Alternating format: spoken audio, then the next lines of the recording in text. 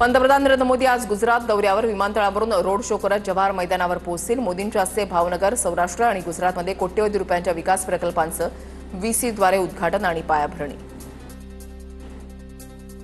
राज्यातील पीक पेरा नोंदणीसाठी दुसऱ्यांदा मुदतवाढ। वारंवार सर्व्हरमधील तांत्रिक अडचणींमुळे 30 सप्टेंबरपर्यंत मुदतवाढ। आतापर्यंत 1,69,000 कोटी हेक्टरपैकी फक्त 81,004 लाख हेक्टरवरील पीक पेरा नोंदणी।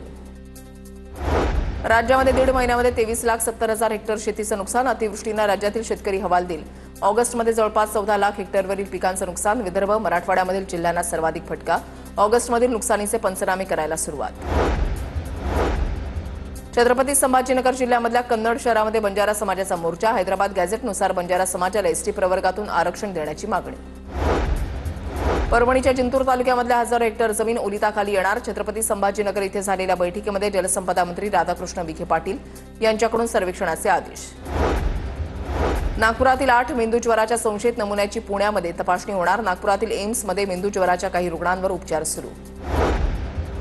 गोंदियाच्या राका पळसगावमध्ये वाघाची दहशत। शेतामध्ये जाणाऱ्या एका व्यक्तीवर वाघाचा हल्ला।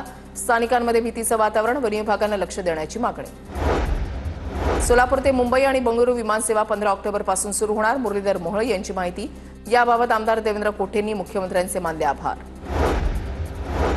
ठाण्यामधल्या मुरबाडच्या सिंगापूर ग्रामपंचायतमध्ये मुख्यमंत्री समृद्धी पंचायत राज अभियानाचा शुभारंभ।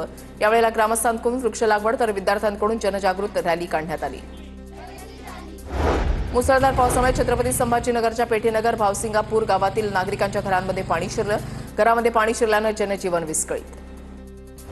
ऑनलाईन लर्निंग लायसन्स चाचणी तात्पुरती बंद करणार। प्रत्यक्ष तपासणीमध्ये फेसलेस लर्निंग लायसन्स प्रणालीमध्ये अनेक गंभीर त्रुटी आढळल्यानं निर्णय। परिवहन मंत्री प्रताप सरनाईकांचे याबाबत एनआयसीला पत्र।